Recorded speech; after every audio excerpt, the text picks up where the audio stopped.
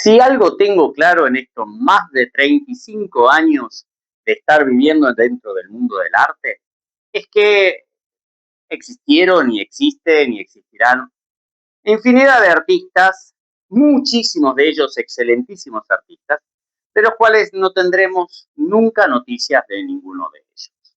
Y esto lo digo porque estando en la universidad se me abrió un mundo de personajes del arte fabulosos que yo no conocía. Luego de recibido, sea de profesor superior, de licenciado, incluso cuando hice el posgrado en artes, eh, fui encontrando cada vez más artistas fabulosos que realmente han sido pilares y han colaborado con nuestra cultura. Por eso hoy les traigo un artista que para mí es fabuloso.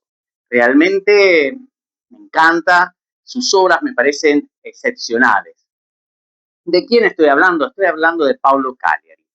Seguramente si lo nombro así, en general muchísimos no sabrán de quién se trata.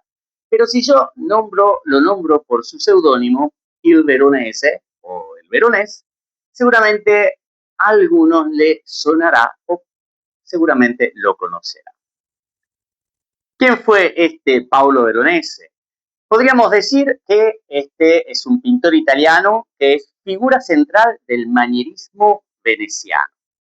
¿Cómo es su estilo? Bueno, su estilo se caracteriza por el lujo, la arquitectura clásica que marca las escenas y el rico, aunque suave colorido, del cual se tiñen todas sus pinturas. Era amigo de Palladio, un importantísimo arquitecto de la época, y fue amigo también de otros también importantes arquitectos de ese entonces, lo que hace que lo lleve también a él a trabajar con la arquitectura, pero dentro de sus pinturas. Y entonces va a enmarcar sus escenas en amplios escenarios arquitectónicos de tinte renacentista. Es un rasgo que lo va a como situar como precursor de la pintura decorativa barroca. Su tratamiento del color, que también es exquisito, lo anticipa a la pintura francesa del siglo XIX, destacando, sobre todo, en la reproducción y la sugerencia del brillo y la textura de las telas. Ya vamos a ver imágenes. Él prefiere los tonos fríos y claros, en los cuales vamos a encontrar los grises, plata, azules y amarillos. En cuanto a su técnica pictórica, él usa un empaste ligero para trabajar en sus pinturas, lo que le va a permitir innumerables transparencias. Esto es lo que lo va a ayudar justamente a trabajar esa belleza de las telas, sea tanto en el ropaje masculino como en el femenino. Y algo que le va a interesar muchísimo, y eso es importante también de destacar en su técnica, es la perfección del dibujo. Si bien su temática predominantemente es religiosa, pero las va a representar a estas escenas bíblicas dentro o como si fueran grandes fiestas venecianas, reflejando de esta manera la alegría de vivir y el esplendor de la República de los Dogos. Los trajes son fastuosos y los lugares, la arquitectura completamente suntuosa.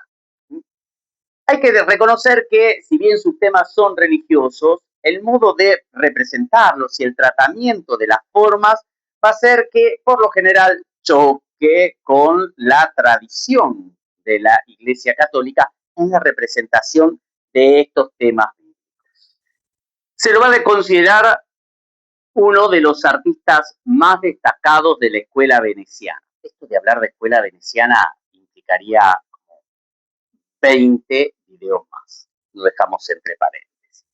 Su trascendencia en el estilo posterior permite clasificarlo como un tipo de pintura prebarroca. Es decir, fue tan importante para aquellos que vinieron después que podemos decir que ya su estilo se va de este manierismo que dije primero, como para ya situarse en el estilo posterior.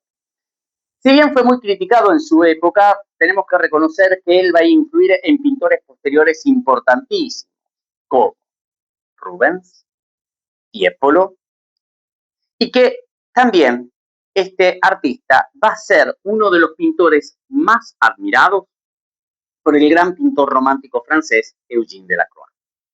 Podríamos hablar de un montón de obras bellísimas e importantísimas de él, pero me quiero detener en un hecho, una situación que él va a vivir el 18 de julio de 1573 en Venecia, donde el señor Paolo Cagliari, Paolo Veronese, el Veronés, va a ser como llamado para presentarse delante del Sacro Tribunal del Santo Oficio. ¿Qué pasó para que sucediera este tipo de cosas? Bueno, en primer lugar, eh, todo parte de un problema que va a suscitar la representación de una pintura. Cuando él está delante del juez, lo primero que se le va a preguntar es que diga qué oficio tiene. Y él va a responder, yo pinto y hago figuras.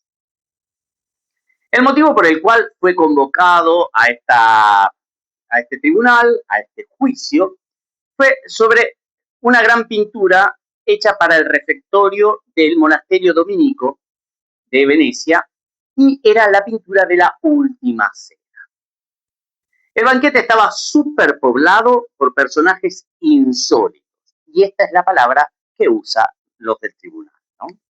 Sirvientes, bufones, soldados alemanes, perros y papagayos.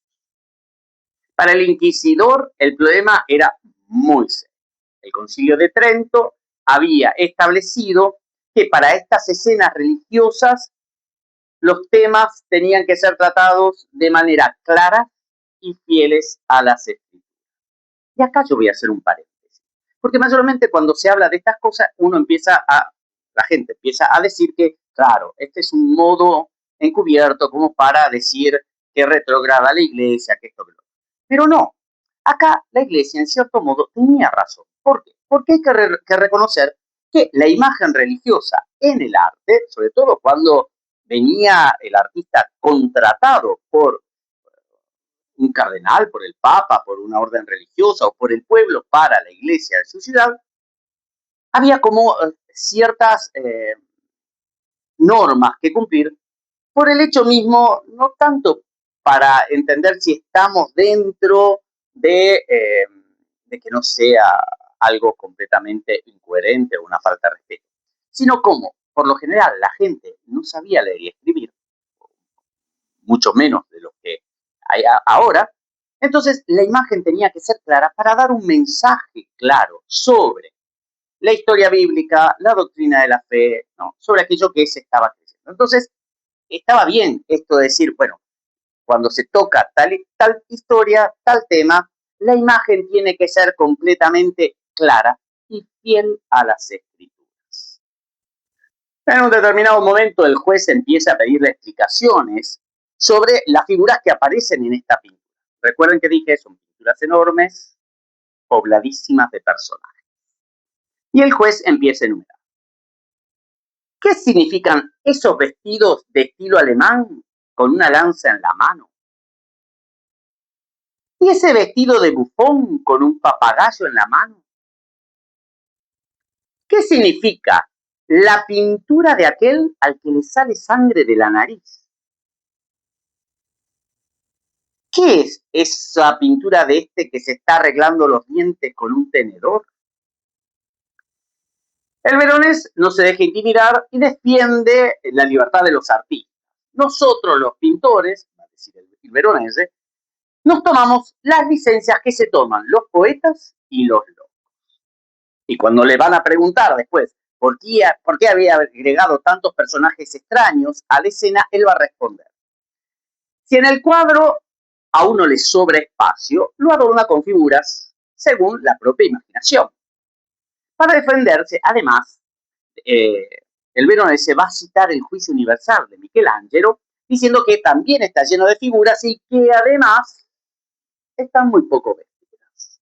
Pero que el inquisidor arremete rebatiendo que en ese caso no había bufones, ni además había perros, ni armas, ninguna de esas bufonerías que el Veronese había pintado en su obra. El juicio va a terminar con el hecho de que el Veronese es condenado a corregir su pintura en menos de 3 meses. Pero el veronese no va a hacer muchos grandes cambios. Solamente se va a limitar a agregar una pequeña frase en su cuadro. ¿Qué es lo que va a agregar como texto?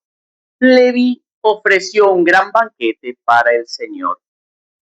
Entonces, esta pintura, que en un primer momento era la última cena, ahora se va a convertir en el banquete en la casa de Leví.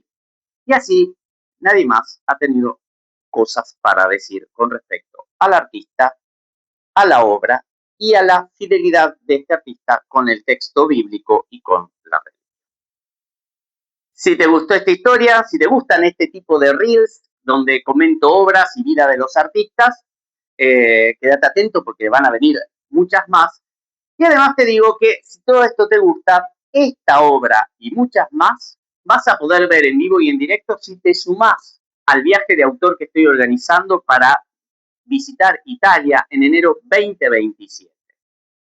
No lo dudes, no lo pienses demasiado, contactame, anotate y viaja conmigo a Italia.